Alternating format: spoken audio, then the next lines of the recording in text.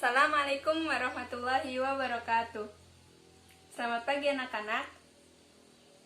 Apa kabarnya kalian hari ini? Alhamdulillah ya, semuanya dalam keadaan sehat. Jadi kalian bisa mengikuti pelajaran ibu pada hari ini. Nah, sebelum kita memulai pelajaran pada pagi hari ini, kita berdoa dulu ya, biar pembelajaran hari ini bisa insya Allah berkah.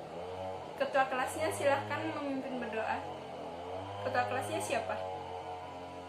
Oh, Rizal. Oke Rizal, silahkan dipimpin berdoa ya.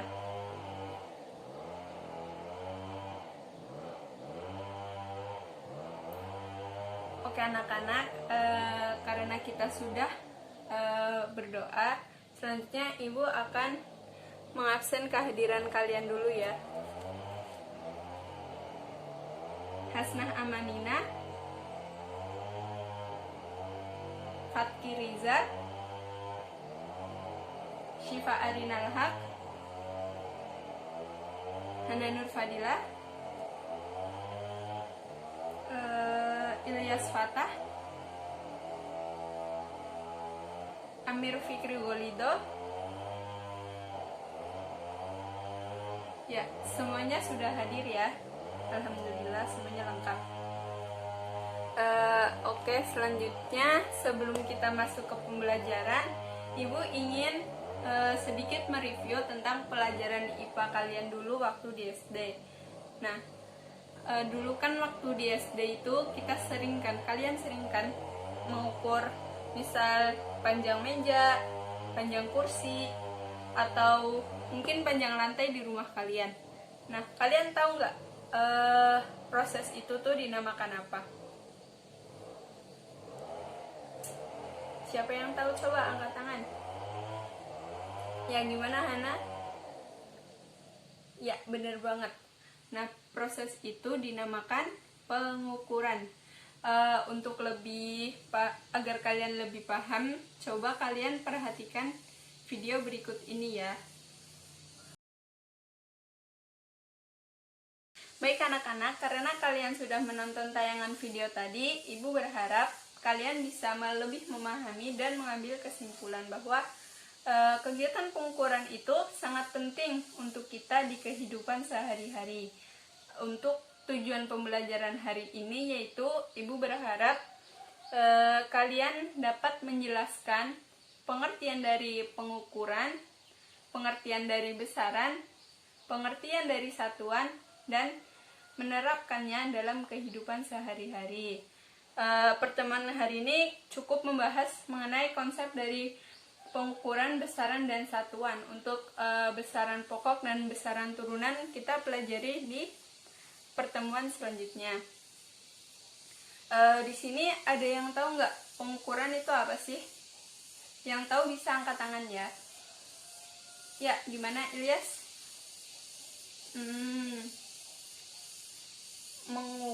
Pengukuran itu mengukur sesuatu. Ya, ada yang lain? Kegiatan? Gimana Hana? Kegiatan mengukur sesuatu dengan alat ukur. Ya, bisa-bisa. Terima kasih pendapat dari kalian tadi semuanya benar ya. Sebelum ibu memberi klarifikasi, kalian tahu nggak apa sih dari tubuh kita tuh yang bisa kita ukur? Gimana Nina?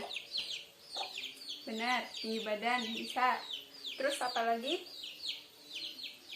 Ya, berat badan.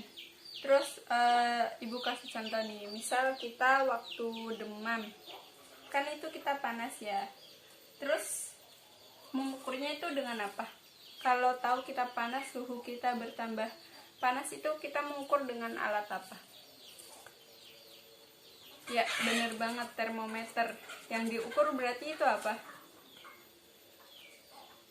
Ya, yang diukur suhu badan kita. Jadi suhu badan kita, tinggi badan kita, berat badan kita, itu semuanya bisa diukur ya. Jadi kesimpulannya, pengukuran adalah kegiatan membandingkan suatu besaran tertentu dengan menggunakan alat ukur sebagai satuannya. Kemudian di sini ada yang tahu nggak apa itu besaran?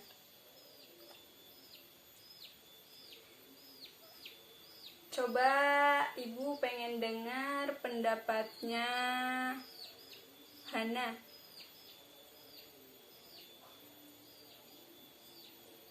Sesuatu yang dapat diukur dan dinyatakan dengan nilai. Ada yang ingin memberi pendapat lain? Oh, Ilya sependapat dengan Hana. Oke. Ya, kalian betul ya. Jadi, besaran itu adalah sesuatu yang dapat diukur dan dinyatakan dengan nilai atau angka. Kalian tahu nggak besaran itu ada berapa jenisnya? Ada yang sudah belajar apa belum? Ya, gimana Afa? Benar banget apa yang dikatakan Afa. Besaran itu ada dua, yaitu besaran skalar dan besaran vektor. Ada yang tahu nggak apa bedanya besaran skalar dan besaran vektor? Siapa yang mau mencoba menjawab? Ya, gimana Rizal? Wah, ketua kelasnya pasti ngerti ini. Skalar itu yang memiliki nilai dan tidak memiliki arah. Ya, benar banget. Jadi besaran skalar itu adalah besaran yang memiliki nilai tetapi dia tidak memiliki arah. Nah, kalau yang vektor apa? Siapa yang tahu? Ya, gimana Nina? Vektor itu besaran yang memiliki nilai dan memiliki arah. Benar banget. Jadi besaran skalar itu besaran yang memiliki nilai tetapi tidak memiliki arah, dan besaran vektor itu besaran yang memiliki nilai dan juga memiliki arah. Contohnya besaran skalar itu ada panjang, massa, suhu, dan lain-lain. Terus untuk besaran vektor itu contohnya ada kecepatan, percepatan, kelajuan, kuat arus, dan lain sebagainya. Nah, karena tadi kita sudah mengetahui konsep pengukuran dan juga besaran, sekarang Ibu ingin berpindah ke konsep satuan. Ada yang tahu nggak satuan itu apa? Siapa yang bisa menjawab? Rizal lagi, coba apa Rizal?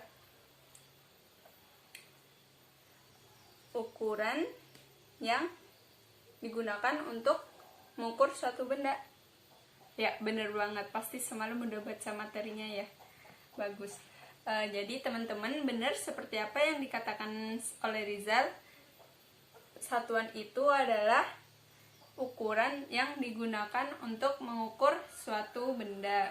Nah, seperti besaran, satuan ini ada dua ya teman-teman. Yang pertama itu ada satuan baku dan satuan tidak baku. Kalian tahu nggak bedanya satuan baku dan satuan tidak baku? Siapa yang mau menjawab lagi? Oh, Afa. Gimana Afa? Satuan baku itu satuan yang diakui dan disepakati secara internasional. Terus kalau yang tidak baku itu? Ya, benar banget. Kalau satuan yang tidak baku itu satuan yang hanya digunakan oleh sekelompok atau sekelompok atau daerah tertentu saja dan tidak diakui secara internasional. Kalau Bu Guru boleh tahu nih, contohnya dari satuan baku itu apa sih? Ada yang tahu nggak? Contohnya satuan baku, ya bener banget. Kayak tadi, panjang satuannya meter, suhu satuannya Kelvin, dan lain-lain. Kemudian satuan tidak baku itu contohnya seperti apa? Ya, bener banget. 1 jengkal. satu tombak, dan satu depa. Sekarang ibu pengen kalian menganalisis, kenapa sih harus ada satuan SI atau satuan internasional? Apa yang akan terjadi jika tidak ada satuan internasional? Hayo, siapa yang bisa menjawab? Ya, gimana Ilyas? Ya, benar banget apa yang dikatakan oleh Ilyas. Jadi mengapa harus ada satuan internasional itu? Agar memudahkan semua orang dimanapun kita berada di bagian penjuru dunia, entah kita ada mungkin di luar negeri atau di dalam negeri, itu satuan yang digunakan itu tetap sama. Jadi kita sudah tahu ya mengapa satuan tidak baku itu tidak bisa dijadikan satuan dalam standar internasional, karena tadi berbeda-beda setiap manusia. Misal mengukurnya menggunakan tadi jengkal seperti yang ibu contohkan, setiap jengkal manusia itu panjangnya berbeda, jadi tidak bisa digunakan sebagai satuan dengan standar internasional. Satuan dalam standar internasional ini juga memudahkan kita untuk mendiskusikan mengenai hal-hal yang berhubungan dengan pengukuran. Jadi hasilnya akan akurat baik di sini maupun di daerah mana saja. Selanjutnya coba ibu pengen dengar dari Syifa. Coba ulangi apa yang telah ibu sampaikan mengenai satuan baku dan satuan tidak baku. Satuan baku itu yang diakui dan disepakati secara internasional. Kalau yang tidak baku, yang hanya digunakan di daerah tertentu saja dan tidak diakui secara internasional. Ya, benar banget. Kemudian